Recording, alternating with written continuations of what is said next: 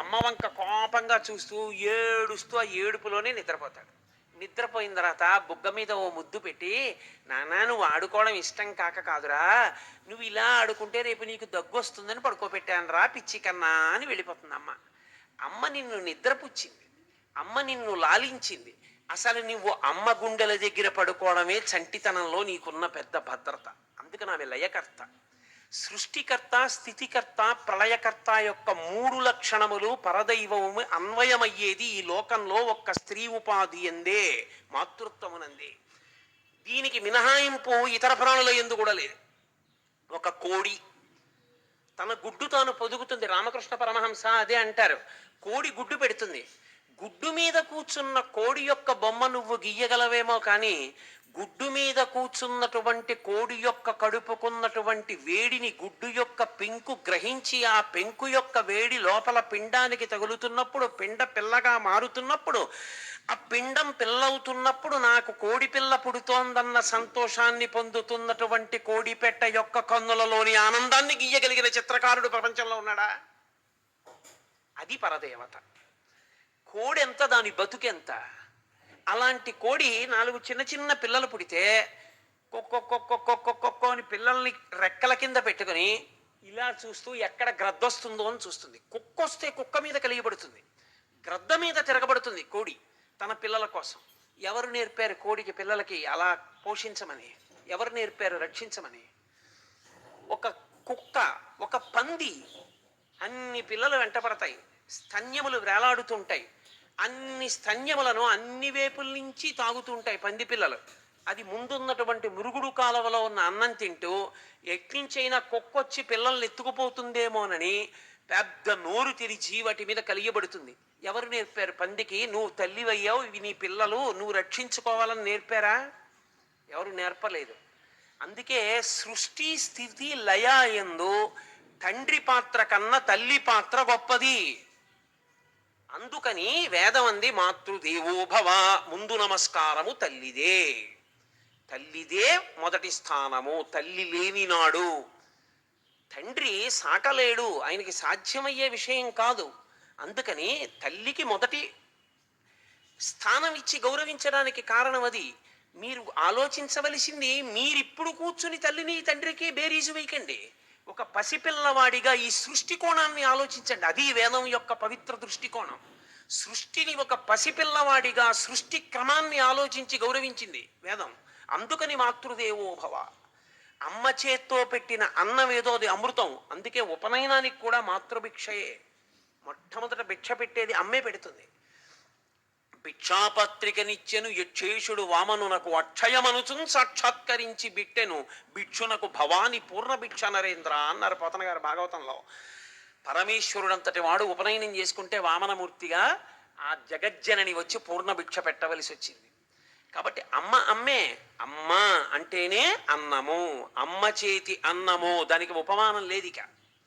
అందున ఊరగాయలు వచ్చే రోజుల్లో ఆవకాయ బాగా పెట్టి ఆ కొత్త ఆవకాయ తీసి పెద్ద బేసిన్లో కలిపి అన్నం ఇంత నూనె పోసి నూతి చప్టా మీద పిల్లలందరినీ చుట్టూ కూర్చోపెట్టి అమ్మ చేతిలో బేసిని పెట్టుకుని ఆ కొత్త ఊరగాయ ముద్దలు ఒక్కొక్కడి చేతిలో పెట్టినప్పుడు మళ్ళీ తన వరకు వచ్చే లోపల తిన్న ఆవకాయ ముద్ద అన్నపు రుచి నీకు స్వర్గం ఉన్నది అని నువ్వు అనుకుంటే దాని సుఖం కూడా అంత ఉంటుందో లేదో నేను చెప్పలేను. అమ్మ చేతి అన్నము అమ్మ చేతి అన్నమే. శంకరాచార్యులు వారి కన్నా జ్ఞాని లోకంలో ఉన్నాడా? ఇప్పటి వరకు పుట్టలేదు శంకరుల తర్వాత. మళ్ళీ పుట్టడం అంటూ జరిగితే శంకరాచార్యులు వారే పుట్టారు. అటువంటి శంకర భగవత్పాదులు శివానందలహరి అని పేరు పెట్టారు. శివ ఆనంద అని కలిపారు. అమ్మవారి మీద చెప్తే అప్పుడు ఏమనాలి? జననీ సౌందర్యలహరి, లేకపోతే పార్వతీ సౌందర్యలహరి. శివానందలహరి అయితే అదేమవ్వాలి? పార్వతీ ఆనందలహరి అవ్వాలి. ఆయన అలా అనలేదు, సౌందర్యలహరి అన్నారు. సౌందర్యమేది? సౌందర్యము అన్న మాటకు అర్థం కేవలముగా ఈ కంటికి నదరగా కనపడ్డం సౌందర్యం కాదు. నా కంటికి నదరగా అనిపించింది, పక్క కంటికి అనిపించకపోవచ్చు. అది కాదు సౌందర్యం. మీరు ఈ కంటితో చూసినప్పుడు బాగున్నది అని ఇప్పుడు అన్నది ఇంకొక 30 ఏళ్ల తర్వాత అలా ఉంటుందని నమ్మకం లేదు. అసలు ఇంకా మాట్లాడితే ఈ క్షణంలో ఉన్నది వచ్చే క్షణానికి అంత అందంగా ఉంటుందని నమ్మకం లేదు. ఎంతో అందగత్తె బాయిలర్ పేలిపోయి నీళ్లు పడిపోయి చూడలేని కురూపి అయిపోయింది, నాకే తెలుసు. కాబట్టి లోకము మా కురుధన జన యవ్వన గర్వం హరతి నిమేషత్కాల సర్వం అంటారు శంకర భగవత్పాదులు. ఒక క్షణం తినేస్తుంది వీటన్నిటినీ. కానీ ఏది సౌందర్యం అంటే, ఆమె నిన్ను కన్న తర్వాత ఆమెకి 90 ఏళ్ళు వచ్చేది. ఆమె శరీరం అంతా ముడతలు పడిపోయి గాజు ముద్దలా అయిపోని, చర్మం పట్టుకుని ఇలా పైకెత్తితే స్థితిస్థాపక శక్తితో మళ్ళీ వెనక్కి వెళ్లకుండా అలా నిలబడేటట్టుగా అయిపోని, ఆమె శరీరాన్ని పైనుంచి కిందకి కత్తితో కోసేస్తే సోలడు నెత్తురు లేకపోని, 4 ముద్దల అన్నం తినడం ఆవిడికి రాకపోని, అయినా కూడా ఆమె మంచంలో పడుకుని చెప్పేటటువంటి మాట, ఆమె కోరుకునేది, వాడు అన్నం తిన్నాడే అంటే. రాత్రి 11ంటికి కొడుకు ఇంటికి వస్తే కోడల్ని పిలిచి తల్లి అడిగేది ఏది అంటే, వాడు అన్నం తిన్నాడా అడిగావమ్మా అంటే. పొద్దున్న కొడుకు వెళ్ళి తల్లి దగ్గర కూర్చుంటే, ఎరా నాన్న రోజు రాత్రి 10ంటికి వస్తున్నావు, ఏమన్నా తిన్నావురా అని కడుపు ముట్టుకుంటుంది. లేదమ్మా నేను తినొచ్చాను అంటే, ఒరే అలా బయట అన్నీ తింటుంటే ఆరోగ్యం పాడవుతుందిరా నాన్న, వేళ పట్టున ఇంటికి వచ్చి భోంచేయరా అంటే. మీరు చూడండి, లోకంలో కొడుక్కి ఇష్టమైంది వండుతుంది అమ్మ, పెడుతుంది. వాడు మళ్ళీ మారు అడగలేదనుకోండి, ఏం తెగులు ఇంత కష్టపడి ఉండాను ఎందుకు వేసుకోవు అందో. ఏనన్నా బాగులేదా, ఏమన్నా తేడాయా, ఇవాళ బాగా రాలేదా, ఏమన్నా తప్పు చేశానా, ఎంత బాధపడిపోతుందండి. రెండో మాట వాడు వేసుకు తినలేదని, నువ్వు తినలేదే ఏం తినొచ్చావా ఏమన్నా అని ముందు అందో. ఎరా రెండో మాట వేసుకోలేదు, బాగులేదా ఇవాళ అంటు. అది అమ్మ అంటే. అందుకే అమ్మ సౌందర్య లహరి. ఆమె ఆఖరి ఊపిరి పర్యంతము ఎప్పుడూ నీకు క్షేమాన్నే కోరుతుంది. తల్లికి తండ్రికి ఉన్న చిన్న తేడా కారణం చేత తల్లికి పెద్ద స్థానం ఇచ్చారు. తండ్రి సమానుడు, నేను తక్కువ కాదని కానీ, తండ్రి పనికి మాలిన వాడని కానీ, తల్లితో సమానుడు కాదని కానీ నేను ఎక్కడా మాట్లాడటం లేదని మీరు గుర్తుపెట్టుకోవాల్సి ఉంటుంది. కానీ తల్లి తండ్రి కన్నా గొప్పది అన్న విషయం చెప్పడానికి నేను కించిత్ వెనకాడను, వేదము నమ్మాను కాబట్టి. ఇందుచేత ఒక్కటే కారణం తీసుకుంది వేదం. తల్లి ఒక మాట అంటుంది లోకంలో, అది పురుషుడు అనడు. మనస్ఫూర్తిగా పురుషుడు కోరుకునేది కాదది. మనస్ఫూర్తిగా స్త్రీ ఏం కోరుకుంటుందంటే ఆయన చేతిలో వెళ్ళిపోవాలి. ఆవిడ ఉండగా వెళ్ళిపోవాలని ఏ పురుషుడు అంటాం, ఆయన చేతిలో వెళ్ళిపోవాలంటుంది మొదటిది. 2, ఏదో ఉన్నన్నాళ్ళు సంతోషంగా ఉన్నాను అని కొడుక్కి 50 ఏళ్ళు వచ్చాయి, ఆవిడికి 75 ఏళ్ళు వచ్చాయి. 50 ఏళ్ళు వచ్చిన కొడుక్కి జ్వరం రాదండి, ఎప్పుడో అప్పుడు వస్తుంది. వాడిని హాస్పిటల్లో ఉంచారనుకోండి, ఆవిడ వెళ్ళి చూడలేక వచ్చిన వాళ్ళు నిజం చెప్పట్లేదేమోనని ఆవిడ నోటి వెంట ప్రయత్నం లేకుండా వచ్చే మాట ఏదో తెలుసా, ఎందుకు నాన్న ఈ భూమి మీద నేను నా ఆయుర్దాయం కూడా పోసుకొని నువ్వే బతకరా అంటే. నా ఆయుర్దాయం కూడా పోసుకొని నువ్వు బతుకు అని ఆశీర్వచనం చేసేది సృష్టి యందు అమ్మ ఒక్కతే. నాన్న మాట అనలేడు, అలా అనడు తండ్రి. అది పురుష ప్రకృతి. అది శాస్త్రం ఒప్పుకుంటే నీకెందుకు, నువ్వెందుకు గుడ్డలు బాదుకుంటావు. కాబట్టి అమ్మయే గొప్పది, ఇంకా అందులో సందేహం లేదు. తల్లి తండ్రి పక్కన కూర్చోబెడితే ఇద్దరికీ కలిపి నమస్కారం ఎందుకు చెప్పలేదు వేదం అంటే, ఈ లక్షణములు పురుషుని ఎందు కష్టం. అసలు సృష్టి నిలబడడానికి శాస్త్రం అలాగే నిర్ణయం చేసింది, అది ఈశ్వర నిర్ణయం అంతే. కాబట్టి ఆమె సౌందర్య లహరి. ఆమె ఎప్పుడు నువ్వు అమ్మ పక్కకెళ్ళి కూర్చున్నా నీకు సంతోషమే. అందం చేత సౌందర్యం కాదు అమ్మది, అమ్మ అన్న భావన చేత నీకు కలిగేటటువంటి సంతోషము చేత అమ్మ సౌందర్యం. నాగుపాము చాలా బాగుంటుంది, పచ్చగడ్డిలో పడగ విప్పితే చాలా బాగుందని నువ్వు వెళ్ళి ముట్టుకుంటావా, ముట్టుకోలేవు. 90 ఏళ్ళు రాని అమ్మకి ఒళ్ళు ముడతలు పడిపోని, పళ్ళు ఊడిపోని, అమ్మ అప్పుడు కూడా ఎవరిని తలుచుకుంటుందో తెలుసా, బిడ్డల్నే తలుచుకుంటుంది. ఆ బిడ్డల్ని తలుచుకుని పొంగిపోతుంటుంది. మా గోపాలకృష్ణ గారి తల్లి గారికి 96 సంవత్సరాలు. నాతో ఇవాళ కారులో మేము బయటికి వెళ్ళి వస్తున్నప్పుడు నాతో వారు మాట అన్నారు, గురువుగారు మా అమ్మగారు మాట అంటుంటారండి, కలవరిస్తూ ఉంటారు, ఆవిడికి ఇప్పుడు సరిగ్గా స్పృహ లేదండి, ఏదేదో మాట్లాడుతూ ఉంటారు. ఒరే ఉన్న బంగారం అంతా అమ్మేసి పిల్లల పెళ్ళిళ్ళు చేసేసానరా, పాప దగ్గరికి వెళ్ళాలని ఉంది అంటే, ఓ కూతురు దగ్గరికి వెళ్ళాలనుంది, ఉత్తి చేతులతో కూతురింటికి ఎలా పెడతాను, ఓ బిస్కెట్ల ప్యాకెట్లు కొనాలంటే ఓ రూపాయి ఉండద్దు. ఆ రోజుల్లో మాటలు అనమాట, ఓ రూపాయి ఉండద్దు, ఓ రూపాయి ఇవ్వండిరా బిస్కెట్ల ప్యాకెట్ కొనుక్కుని పెడతాను కూతురు దగ్గరికి. 96 సంవత్సరముల వృద్ధు, తన అన్నం తిన్నానని తనకి గుర్తులేని వృద్ధు తన కూతుర్ని తలుచుకున్నప్పుడు మాత్రం ఓ రూపాయి ఎట్టి బిస్కెట్ల ప్యాకెట్ కొనుక్కొని వెళ్ళాలి. ఆ స్థితిలో అది అమ్మ అంటే. అందుకు 2 చేతులు ఎత్తి నమస్కారం చేసింది వేదం. మాతృదేవోభవ అంది. అటువంటి అమ్మ, ఆమె సౌందర్యము, ఆమె బాహ్య సౌందర్యం కాదు, భద్రతాభావము మీరు బాగా గుర్తుపెట్టుకోవాలి. నేను సౌందర్యలహరి చెప్పేటప్పుడు చెప్తుంటాం ఓ మాట. నాకు R&Bలో వర్క్ ఇన్స్పెక్టర్ ఒకరు దేహబంధు. ఆ దేహబంధుత్వం ఉన్న రీచి ఆయన నన్ను ఒకసారి ఏదో చోట రోడ్డు వేస్తున్నారు, అక్కడ ఏదో బాదంకాయలు అవి బాగా ఉంటాయి, రాబోయే నువ్వును సరదాగా వెళ్ళేదో పూట ఉండొద్దాం అన్నాడంటే, ఏదో ఊసిపోనమ్మ తోడికోడలు పుట్టింటికి వెళ్ళినట్టు నేను వెళ్ళాను. వెడితే అందులో ఒక పాపం కూలి చేసుకునే ఒక స్త్రీ బిడ్డని ప్రసవించి ఇంకా గట్టిగా 20 రోజులు అవల, కానీ రెక్కాడితే కానీ డొక్కాడదు. ఆమె రోడ్డు పక్కన ఉన్న చెట్టుకి ఓ పాత చీర కట్టి అందులో పసిపిల్లాన్ని పడుకోబెట్టింది. వాడు చక్కగా ముద్దులు మూట కడుతూ ఉన్నాడు వాడు. ఈమె రోడ్డు పని చేసుకుంటోంది. అటుగా కారులో ఎవరో వస్తూ ఇక్కడ రోడ్డు వేస్తున్నారని దూరంగా ఆపుకుని వాళ్ళు ఏదో తెచ్చుకున్న పళ్ళు అవి కోసుకుని తిన్నారు, ఆ కాఫీ తాగారు. ఆవిడ ఇలా దగ్గరగా వచ్చింది, చాలా ఐశ్వర్యవంతురాలు, ఒంటి నిండా మంచి బంగారం అవి పెట్టుకుని ఉంది, చాలా సాధుశీల. ఆమె చీర ఇలా విప్పి ఆ పిల్లాన్ని చూసింది. వాడు చక్కగా ఉన్నాడు వాడు. ఆమెకి పిల్లలు లేరు. ఆమె ఈ పిల్లాన్ని తీసి ఎత్తుకుంది. ఆవిడ చూస్తోంది, తల్లి నవ్వింది. ఆవిడ ఎత్తుకుంది. ఎత్తుకుంటే వాడు క్యార్ క్యార్ క్యార్ క్యార్ ఏడుస్తూనే ఉన్నాడు వాడు. ఆ రోడ్డు వేస్తూ ఒళ్ళంతా ధూళి పట్టి చెమటతో ఉండి కంపు కొడుతున్న ఒంటితో నల్లగా ఉన్నటువంటి అతని తల్లి, నేనంటే అలా అంటాను కానీ ఆ పిల్లవాడికి అలా ఉంటుందా? ఆమె వచ్చి దా అని ఎత్తుకుని అంది, అంతే. వాడు నవ్వుతూ ఇలా అమ్మ వంక చూశాడు. అమ్మా సౌందర్యము, సౌందర్యము బాహ్య సౌందర్యం కాదు. వాడికేం తెలుసు మరి పసిపిల్లాడికి నువ్వు సౌందర్యం అందమంటే? వాడికి తెలిసా అందం ఏమిటో? అందం పిల్లాడికి తెలిస్తే ఆవిడ ఒళ్ళో కూర్చోడానికి సంతోషపడాలి వాడు. వాడు నల్లగా ఉందా, తారుతో ఉందా, దుమ్ముతో ఉందా కాదు, మా అమ్మ. వాడికి సౌందర్యం. అందుకే శంకర భగవత్పాదులు సౌందర్య లహరి అన్నారు.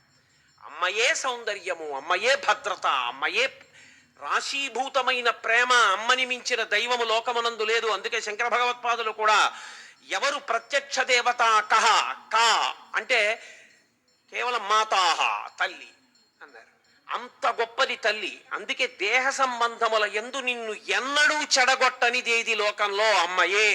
కుపుత్రోజాయే తత్కచితపి కుమాతాన భవతి అంటారు శంకర భగవత్పాదులు. చెడ్డ కొడుకులు లోకంలో ఉన్నారేమో, చెడ్డ అమ్మ మాత్రం లోకంలో ఉండదు. అమ్మ అమ్మయే. కాబట్టి మాతృదేవో భవ. అమ్మ వలన చెడిపోయిన కొడుకన్నవాడు లోకమునందుండడు. అమ్మ యొక్క గుణగణములు నువ్వు విచారణ చెయ్యవచ్చా? నీకు అధికారము లేదు. ఒక కొడుకు అనిపించుకున్న వాడికి ఉండవలసిన మొట్టమొదటి యోగ్యత ఏమిటో తెలుసా? తల్లిని కాని తండ్రిని కాని గుణదోష విచారణ చెయ్యరాదు. చంద్రశేఖర భారతీ దగ్గరికి వెళ్ళి, మహానుభావుడు శృంగగిరి పీఠాధిపత్యం వహించారు, జీవన్ముక్తులు. వారి దగ్గరికి వెళ్ళి ఒక వ్యక్తి అన్నాడు, నేను మా తండ్రి గారిని బాగా చూస్తాను కానీ మా తండ్రి గారికి నా మీద ప్రేమ లేదన్నాడు. నీ తండ్రి గారికి ప్రేమ ఉందో లేదో నీకు అనవసరం. నీ ధర్మం నీ తండ్రి గారిని గౌరవించడం అంతే. కుమారుడన్న మాటకు అర్థం అంతే. నీ తండ్రి మీద మాట్లాడే అధికారం నీకు లేదు, అవసరమో అన్నారు అంతే. కాబట్టి తల్లి నీ చెడుగుకి నీ పతనానికి ఎన్నడూ కారణము కానిది, అథవా నీ ఉన్నతి కొరకు నిరంతరము ఊపిరున్నంత కాలము పాకులాడునది. అందుకే మీరు లోకం సృష్టిలో విచిత్రం చూడండి. సనాతన ధర్మంలో భార్యకి పరదైవం ఎవరు? భర్త. భర్తకి శాంతి స్థానం ఎవరు? భార్య. భార్య చనిపోతే భర్త తలకరువి పెట్టడు. ఎందుకు పెట్టడో తెలుసా? ఎందుకు శాస్త్రం పెట్టద్దందో తెలుసా? ఒకటే కారణం. ప్రాణ అపాన వ్యాన ఉదాన సమాన నాగ కూర్మ కృకర ధనంజయ దేవదత్తములని 10 వాయువులు ఆశ్రయించి ఉంటాయి శరీరాన్ని. ఇప్పుడు నేను వాటన్నిటి గురించి వ్యాఖ్యానం ఏం చెప్తాను కానీ, వ్యానం అని ఒక వాయువు ఉంటుంది. అది పాడుపడిపోయిన స్థలం మీద ఇది ఫలానా వారికి చెందినది అని బోర్డు పెట్టుకున్నట్టే ఇంకా ఈ శరీరాన్ని వదిలిపెట్టకుండా అంటి పెట్టుకుని ఉంటుంది వ్యానం. అందుకే జీవుడు ఇంకా తిరుగుతూ ఉంటాడు. ఆ వ్యానము వదిలిపెట్టాలి. వ్యానము దేనికి వదిలిపెడుతుందంటే, కొడుకు వచ్చి హోమం చేస్తాడు. కొడుకు శవం దగ్గరికి వచ్చి కూర్చుని, పిచ్చమ్మా ఇంకా వదిలిపెట్టేసేయమ్మా ఈ శరీరాన్ని, పెద్దదైపోయింది కదా, ఈ శరీరం ఇక పనికిరాదు కదా, నువ్వు ఇందులో ఉండి బాధపడుతుంటే చూడలేకపోతున్నానమ్మా. నువ్వు ఉన్నత లోకాలకు వెళ్ళమ్మా, ఏటి సూతకం పట్టి ఏడాది పాటు నీ ఉన్నతి గతుల కొరకు నేను పుణ్యకార్యాలు చేస్తాను, అమ్మా నువ్వు విడిచిపెట్టేయమ్మా అని అడుగుతాడు. కొడుకు మాటకు వదిలిపెట్టేస్తాడు. అందుకే కొడుకు చేస్తాడు. కొడుకు మాట అంత్యేష్టి యందు కూడా అంత గొప్పదై కూర్చుంది. అది కడుపున పుట్టిన బిడ్డల మీద తల్లిదండ్రులకుండే వ్యామోహం. అటువంటిది తల్లి. అందుకని తల్లిని పతనమునకు కారణమని నువ్వంటే నీకన్నా దుష్టుడైన కొడుకు లోకంలో లేడు. మా అమ్మగారండి అని నువ్వు నోరు చప్పరించకూడదు. మీ అమ్మగారి యొక్క ఏ విషయంలో విచారణ చేయడానికి నువ్వు అధికారివి కావసరం. ఆవిడ ఎప్పుడూ పరదేవత. పరదేవత గురించి విచారణ చేయడానికి నీకేం తెలుసని? నీ బుద్ధికి అందుతుందా పరదేవత? అమ్మ కూడా అంతే. అమ్మ నీ బుద్ధికి అందేది కాదు. ఆమె పరదేవత, కారుణ్యమూర్తి. కాబట్టి ఏం చెయ్యాలని అడిగింది శాస్త్రం. నిరంతర నమస్కారమే. అన్ని స్వరూపాలు తానైనటువంటి శంకరుడు కూడా అన్నం పెట్టే అధికారాన్ని మాత్రం తాను పుచ్చుకోలేదు. ఆయన నిజానికి కంటికి కనపడేటటువంటి 8 భూతములుగా ఆయనే ప్రకాశిస్తున్నాడు. శంకరులు దక్షిణామూర్తి స్తోత్రం చేస్తూ పురంభంశనలో నిలోంబర మహార్నాథో హిమాంసు పుమాన్ ఇచ్చాభాతి చరాచరాత్మక విదం యస్యైవ మూర్త్యష్టకం నాణ్యకించన విద్యతే విమృశతాం యస్మాత్ పరస్మాత్ విభో తస్మై శ్రీ గురుమూర్తయే నమ ఇదం శ్రీ దక్షిణామూర్తయే అంటారు. అష్టమూర్తి తత్వంగా ప్రకాశించేటటువంటి శంకరుడు కాంచీపురంలో పృథివీలింగంగా, జంబుకేశ్వరంలో జలలింగంగా, శ్రీకాళహస్తిలో వాయులింగంగా, అరుణాచలంలో అగ్నిలింగంగా, చిదంబరంలో ఆకాశలింగంగా, కోణార్కలో సూర్యలింగంగా, సీతాకుండంలో చంద్రలింగంగా, కాఠ్మండూలో యజమానలింగంగా 8 మూర్తులుగా ఆయనే ప్రకాశిస్తున్నాడు. 8 మూర్తులుగా ఆయనే ప్రకాశించి అంతటా ఆయనే నిండి నిబిడీకృతమైనప్పటికీ కూడా అన్నం పెట్టే అధికారాన్ని మాత్రం ఆయన తన యందు ఉంచుకోలేదు. అది భార్య అయినటువంటి పార్వతీదేవికిచ్చి నువ్వు అన్నపూర్ణ, నువ్వు లోకాలకి అన్నం పెట్టు అన్నాడు.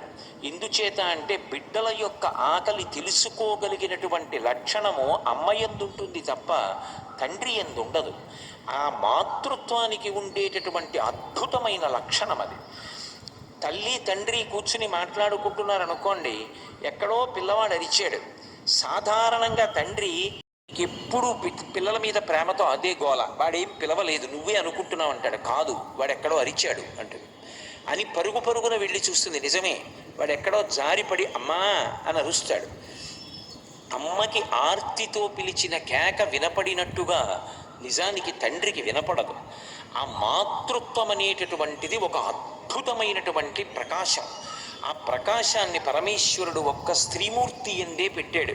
అందుకే కడుపు తడిమి ఆకలి తీర్చి అన్నం పెట్టగలిగినటువంటి ఆ సౌహార్ద్ర లక్షణము తనంత తానుగా స్త్రీ యందు ప్రకాశిస్తుంది. కాబట్టే తాను తన యందు ఉంచుకోకుండా అన్నం పెట్టే లక్షణాన్ని భార్య అయిన పార్వతీదేవికి ఇచ్చాడు. ఆవిడ అన్నపూర్ణగా నిలబడిందనుకోండి, ఏదో బిడ్డలు వచ్చి అడిగిన తరువాత లోపలికి తీసుకెళ్ళి వచ్చి గిన్నెతో అన్నం పెట్టడం కాదు. ఉభౌ దర్వీ కుంభౌ మణిగణక సంభావిత గుణౌ తదానాపాణిభ్యాం అమృతరసమృష్ణాన్న కలితౌ కలాఢ్యా కళ్యాణీ కలిత సదనా గిరిసి శిరసస్య సౌ భ్రామర్యంబా రచయితుమధిష్టార్థ విభవం అంటారు శ్రీశైల సుప్రభాతంలో. ఆమె మణిగణఖచితమైనటువంటి బంగారు పాత్రలో పాయసం పోసి ఎడంచేత్తో పట్టుకుని కుడి చేత్తో బంగారు తెడ్డు పట్టుకుని పాయసంలో ముంచి సిద్ధంగా ఉంటుందిట. ఏమో ఏ బిడ్డడు ఆర్తితో అడుగుతాడో నేను అన్నం పెట్టాలని.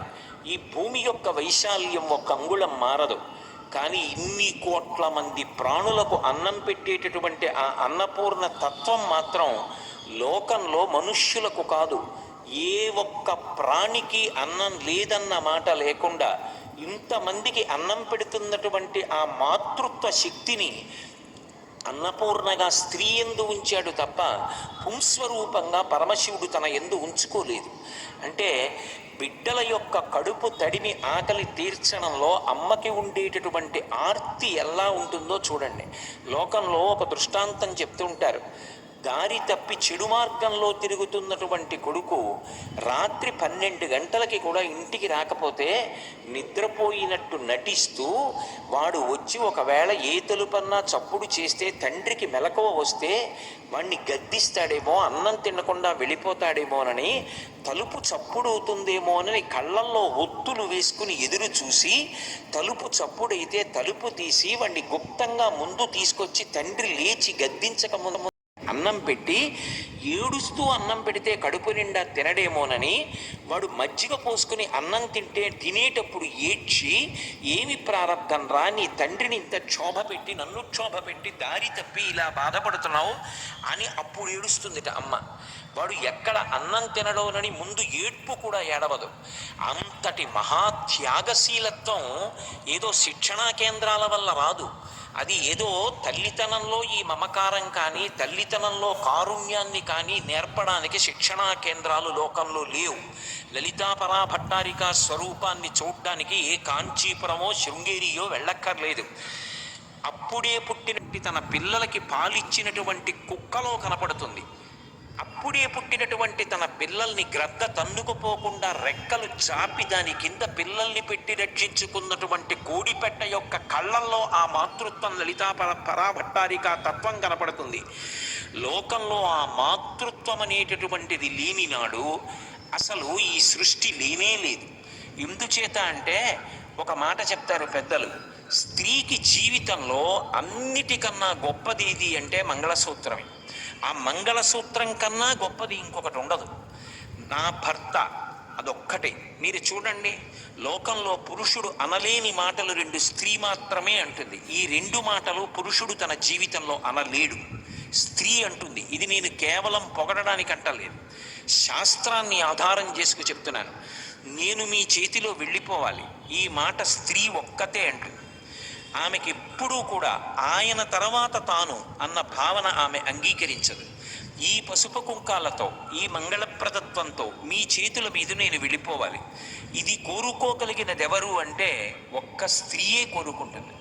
బిడ్డడికి ఆపద కలిగిందనుకోండి, బిడ్డడికి ఏదైనా కష్టం వచ్చిందనుకోండి, వెంటనే నా ఆయుర్దాయం పోసుకుని నువ్వు బ్రతకరా నాన్న అనగలిగినది ఎవరు అంటే అమ్మ ఒక్కతే.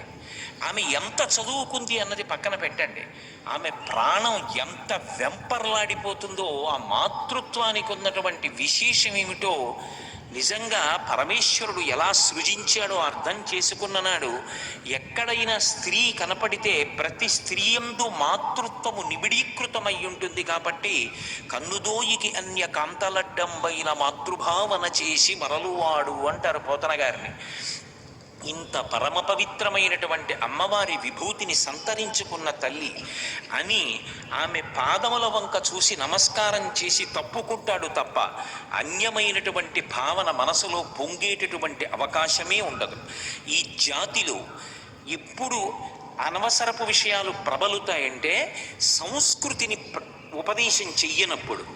కావ్య పురాణాంతర్గతంగా స్త్రీ యొక్క వైశిష్ట్యాన్ని ఎంత గొప్పగా ఆవిష్కరించారో ప్రబోధం చెయ్యడం ఆగిపోయినప్పుడు లోకంలో నేర మనస్తత్వం పెరుగుతుందేమో కానీ మంచి మాటలు కావ్య పురాణాంతర్గతంగా వేదాంతర్గతంగా స్త్రీని ఎంత గౌరవించి మాట్లాడాయో చెప్పినప్పుడు అసలు నేరముల సంఖ్య అలా ఉండదు. కాబట్టి అది ఒక్క తల్లికే చెల్లుతుంది. అది మీరు ఎన్ని చెప్పండి, ఏం చెప్పండి, చదువుకుందా చదువుకోలేదా అన్నదానితో సంబంధం ఉండదు. అవసరమైతే తన ప్రాణం వదిలేస్తుందంతే అమ్మ. అది పురుషుడి వలన వశం కాదు, అది ఒక్క స్త్రీకే సాధ్యం. ఆ మాతృత్వం అపురూపం. అసలు దాని చేత స్త్రీ పట్టాభిషేకాన్ని పొందింది. నాకు ఈ మాట చెప్తున్నప్పుడు ఒక విషయం జ్ఞాపకానికి వస్తుంటుంది. ఇప్పుడు నేను ఒకసారి నిడదవోలు స్టేషన్లో నిలబడి ఉండగా ఏదో రైలు వచ్చింది. అది పాసింజర్ రైలు అనుకుంది. పాపం ఎవరో అసలు ఏమీ చదువుకోనటువంటి కుటుంబం, 3 బిడ్డలు, చిన్న బిడ్డలతోటి కడుపు నిండా అన్నం తిందో లేదో కూడా, సగం బట్ట కట్టుకుందో లేదో, భర్త, 3 పిల్లలు నించున్నారు. అది బహు తక్కువ చోట్ల మాత్రమే ఆగేటటువంటి చాలా వేగంగా వెళ్ళిపోయే రైలు. అది ఏదో కారణాల చేత, సాంకేతిక కారణానికి ఆ స్టేషన్లో ఆగింది. అది విశాఖపట్నంలో దిగొచ్చు అనుకున్నారో నర్సీపట్నంలో దిగొచ్చు అనుకున్నారో మరి ఎక్కడికి వెళ్ళాలనుకున్నారో తెలియకది పాసింజర్ అనుకుని ఈ భార్య భర్త ముగ్గురు పిల్లలు అందులోకి ఎక్కేశారు. ఎక్కేసిన తర్వాత అందులో ఉన్న వాళ్ళు ఎవరో చెప్పారు ఇది వెళ్ళదని. ఇది వెళ్ళదు అని చెప్పడంలో పొరపాటున ఏమైందంటే ముందు మొగాయిని దూకేశాడు. దూకేసి పిల్లల్ని దింపుతున్నాడు. ఈ తల్లి దిగిపోయింది. ఈలోగా పెట్టి లోపలికి వెళ్ళిపోయాడు చిన్న పిల్లాడు. వాడి కోసం ఈవిడ అరుస్తోంది. రైలు వెళ్ళిపోయింది. రైలు వెళ్ళిపోతోందమ్మా, నువ్వు పడిపోతావు పట్టాల మీద, నువ్వు వెళ్ళొద్దు ఎక్కద్దని ప్లాట్ఫామ్ మీద ఉన్న వాళ్ళందరూ ఆవిడని పట్టుకుంటున్నారు. నా బిడ్డడు వెళ్ళిపోతున్నాడు అందులోనూ, నేను చచ్చిపోయినా పర్వాలేదని ఆవిడ వెళ్ళిపోతున్నటువంటి రైలు ఊచ పట్టుకుని ఎక్కేయడానికి ప్రయత్నిస్తోంది. కిటికీ ఊచలు పట్టుకుని వేలాడతానంటుంది. నేను నిజంగా ఎంత గగుర్పాటు చెందానంటే ఆ భర్త ఏమీ తెలియని అమాయకుడు. అలా ఎక్కుతావు చచ్చిపోతావు ఇంతమంది పట్టుకుంటే వినమే అని కొట్టేశాడు. ఒక పక్క భర్త కొట్టేస్తున్నాడు, ఒక పక్క ఒంటి మీద బట్ట సరిగ్గా లేదు జారిపోయింది. ఆమె గుండెలు బాదుకుంటూ రైలు వెళ్ళిపోయిన వైపు పరిగెత్తి వెళ్ళిపోతోంది అంతే. కానీ మహానుభావుడు నేను మర్చిపోలేను, ఆ స్టేషన్ సూపరింటెండెంటు వాకీటాకీలో మాట్లాడి రైలు ఆఫ్ చేశాడు. ఇక్కడ ఒక తల్లి ప్రాణంతో నిలబడేటట్టు లేదు, పిల్లవాడు ఉండిపోయాడు. పరిగెత్తుకెళ్ళి ఆ పిల్లాడిని తీసుకొచ్చారు. ఈలోగా పాపం ఆవిడ స్పృహ తప్పిపోయింది. సరే స్పృహ వచ్చిందనుకోండి, అందరూ ఏదో తలకో 10 రూపాయలు ఇచ్చారు. బహుశా తల్లి సేద తీరుంటుంది బిడ్డల్ని చూసుకుని. తన బిడ్డలు 3 ఉన్న ఒక్క బిడ్డ రైలులో ఉండిపోతే అంత ఖేదపడిపోయింది. ఆమెని కొట్టాడు, అది మాత్రం ప్రాణం వదిలేయడానికి సిద్ధపడిపోయింది ఆ ఒక్క పిల్లాడి కోసం. అటువంటి మాతృత్వానికి ఏదైనా ప్రతిఫలం ఉంటుందా? రుణం తీర్చుకోవడం ఉంటుందా? అందుకే వేదమంతటిది అమ్మ విషయంలో నువ్వు రుణం తీర్చుకోలేవని చెప్పింది. తల్లి యొక్క తండ్రి యొక్క రుణాన్ని ఎవరూ తీర్చుకోలేరు. కానీ తండ్రి యొక్క రుణం తీర్చుకోవాలి అంటే ఒక ప్రత్యేకమైనటువంటి యాగం ఉంది. ఆ యాగం చేస్తే మాత్రం పితృరుణం తీరిపోతుంది, అమ్మ రుణం తీరదు. అందుకే ఈ దేశంలో ఒక సత్సంప్రదాయం ఉంది. సన్యాసాశ్రమం తీసుకుని పీఠాధిపత్యం పొందినా సరే, ఇలా సన్యాసాశ్రమం తీసుకుని పీఠాధిపత్యం పొంది పీఠాధిపతిగా కూర్చున్నారనుకోండి, వెంటనే తండ్రి గారు అలా వస్తే పీఠాధిపతి లేచి నిలబడరు. అందరితో పాటే పూర్వాశ్రమంలో తండ్రి కూడా పీఠాధిపతికి నమస్కారం చేసి వెళ్ళిపోతారు. అదే తల్లిగారు వస్తున్నారనుకోండి, పీఠాధిపతి లేచి నిలబడతారు. తల్లి అన్న మాటకి సన్యాసాశ్రమంలో కూడా అంత గౌరవాన్ని ఉంచింది శాస్త్రం. ఎందుకని అంటే ఆ మాతృత్వానికి పరమేశ్వరుడంతటి వాడు కూడా అంత విలువని అంత గౌరవాన్ని ఇచ్చి నమస్కరించాడు. స్త్రీ విషయంలో నాకు సాష్టాంగ నమస్కారం అక్కర్లేదు, పంచాంగ నమస్కారం చాలన్నాడు. భగవంతుడంతటి వాడు ఆ మాతృత్వం ముందు మోకరిల్లిపోయాడు. అంత గొప్ప స్త్రీమూర్తి, అంత గొప్ప మాతృత్వం ఆమె యందు మాత్రమే ప్రకాశిస్తాయి. అది పురుష శరీరమునందు ప్రకాశించదు. బ్రహ్మముగా మొట్టమొదటి నమస్కారం ఎవరందుకుంటారు అంటే అమ్మయే అందుకుంటుంది. అందుకే మాతృదేవో భవ అని వేదం 2 చేతులెత్తి అమ్మకి నమస్కారం చేయించింది. అమ్మ పరబ్రహ్మమైనట్లుగా తండ్రి పరబ్రహ్మంగా చెప్పడం చాలా కష్టం. నమ శంకరాయ చ అంది ఎదుర్వేదం. అన్ని వేళలా బిడ్డల యొక్క సుఖము కొరకు ఆరాటపడతాడు కనుక ఈ భూమి మీద తిరుగాడుతున్నటువంటి శివస్వరూపం తండ్రి, కానీ పరబ్రహ్మస్వరూపం తల్లి. ఎందుచేత అంటే అసలు ఒక బిడ్డ పుట్టాడు అంటే ఆ బిడ్డ పుట్టడానికి, ఆ బిడ్డ లోపల ఉండడానికి తన యొక్క గర్భాన్ని గర్భాలయం చేసి ఇచ్చినటువంటిది తల్లియే. లోకంలో ఒక మాట చెప్తూ ఉంటారు, ఇంగ్లీష్లో ఓ మాట అంటారు, from womb to tomb she's the innocent lamb అంటుంటారు. ఒక స్త్రీ తల్లి కడుపు దగ్గర నుంచి సమాధి వరకు ఆమె యొక్క స్పర్శ లేకుండా అసలు జీవనం సాగదు. అంత రాశీభూతమైన అమాయకత్వం. ఏ ప్రతిఫలాన్ని కోరనిది లోకంలో ఎవరైనా ఉంటే అమ్మ ఒక్కతే. సేద తీరడం అన్న మాట ఉంటే అమ్మ ఒక్కటే. అమ్మ దగ్గర సేద తీరినట్టుగా లోకంలో ఎక్కడా సేద తీరలేరు. అందుకే శంకరులంతటి వారు శంకరుడి మీద స్తోత్రం చేస్తే శివానందలహరి అన్నారు, అమ్మ మీద చెప్తే సౌందర్యలహరి అన్నారు తప్ప అంబానందలహరి అనలేదు. సౌందర్యము అన్న మాటకు అర్థం బాహ్యంలో శరీరమునందు ప్రకాశించే అందం కాదు, అది ఇవాళ ఉంటుంది, ఒక సంఘటన జరిగితే ఆ అందం పోతుంది. శంకర భగవత్పాదులు అన్నట్టుగా మాకురు ధనజన యవ్వన గర్వం హరతి నిమీషత్కాల సర్వం మాయామయమిదమఖిలం హిత్వా బ్రహ్మపదం త్వం ప్రవిశ విదిత్వా అంటారు. మాకురు ధనజన యవ్వన గర్వం హరతి నిమీషత్కాల సర్వం. ఒక నిమిషం చాలు అందం పోవడానికి. కానీ అమ్మ అన్న మాటలో ఉన్న అందం ఏదుందో అది సౌందర్యం. అది ఎంత వయసు వచ్చినా పెరుగుతుంది తప్ప తరిగిపోయేది కాదు. అమ్మ కడుపులో ఉండగా నాభీబంధం, అమ్మ తిన్న అన్నంలో సారాన్ని నాభి ద్వారా బిడ్డకు అందిస్తుంది. అమ్మ కడుపులోంచి బిడ్డడు బయటికి వచ్చేసిన తర్వాత నాభి కోసేస్తారేమో కానీ హృదయ బంధం అలాగే నిలబడిపోతుంది. ఈమె నా తల్లి, ఆ సంబంధం పోదు. చిట్ట చివరికి ప్రాణ అపాన వ్యాన ఉదాన సమాన నాగ కూర్మ కృకర ధనంజయ దేవదత్తములనేటటువంటి 10 వాయువులలో వ్యానవాయువు అనేటటువంటి వాయువు శిథిలమైనటువంటి ఆస్తి మీద యాజమాన్యపు హక్కు పెట్టుకున్నట్టుగా తీరాన్ని ఆశ్రయించి ఉండిపోతుంది. ఆఖరణ ఏదో పాడుపడిపోయిన ఒక భవనం ఉందనుకోండి, ఎవరైనా చటుక్కుని అమ్మేస్తారేమోనని ఇది ఫలానా వారికి చెందినది అని అక్కడ ఒక చిన్న ఫలకం పెడుతూ ఉంటారు. అలాగే ఇందులోంచి జీవుడు వెళ్ళిపోయినా ఈ శరీరము నాది అనేటటువంటి ఒక అభిమాన దేవత ఉండిపోతుంది. అది ఎప్పుడు వెళ్ళిపోతుందంటే, కడుపున పుట్టినటువంటి కొడుకు శ్మశానంలో ఆనంద హోమం చేసి, పిచ్చి అమ్మ ఈ శరీరం జర్జరీభూతం అయిపోయింది, ముసలిదైపోయిందమ్మా, ఎందుకు సహకరించదు, దానిలో ఎందుకుంటావు, మా మీద మమకారంతో కదూ అమ్మా, మేము యోగ్యమైన మార్గంలో నడుస్తాం, నువ్వు ఈ శరీరాన్ని విడిచిపెట్టి వేరొక శరీరంలో ప్రవేశించు అని కొడుకు ప్రార్థన చేస్తే వ్యానవాయువు వదిలిపెడుతుంది. అంటే అమ్మకి బిడ్డలకి ఉండేటటువంటి అనుబంధం ఎంత మాతృత్వంలో ఉండేటటువంటి అద్భుతం అటువంటిది. ఆమె పడనటువంటి కష్టం ఉండదు. కాలు జారుతుందేమో భయం. లోపల పెరుగుతున్నటువంటి పిండం చిత్రాన్ని ఎవరైనా చూపిస్తే హడిలిపోతారు. అంత భయంకరమైనటువంటి పంజరం తయారై 7 ధాతువులు చర్మము, రక్తము, మాంసము, కొవ్వు, అస్థి, శుక్ల, మేధ ఏర్పడుతుంటే జీవుడు అనుప్రవేశం చేస్తే కాలు పెట్టి పిల్లవాడు కడుపులో తంతే పరమ సంతోషంగా కిలకిలా నవ్వుతూ అమ్మకి చెప్తుందమ్మా, ఇక్కడ వాడు తంతున్నాడమ్మా అని పొంగిపోతుంది. అంత కష్టపడి నిత్తురు పోగొట్టుకొని పునర్జన్మ పొంది బిడ్డని కంటుంది. కన్న తర్వాత ఆ బిడ్డడు బయటికి వచ్చినప్పుడు బిడ్డడు అమ్మకి కృతజ్ఞత చెప్పాలా, అమ్మ బిడ్డడికి కృతజ్ఞత చెప్పాలా అంటే అసలు బిడ్డడు కాదు కృతజ్ఞత చెప్పేది, వాడికి ఏం తెలిసని అజ్ఞానావస్థలో ఉంటాడు. కానీ వాడు నా బిడ్డడు అని వాడిని పొదివిట పట్టుకుని దగ్గరికి చేర్చుకుని ఎంత పరవశించిపోతుందో.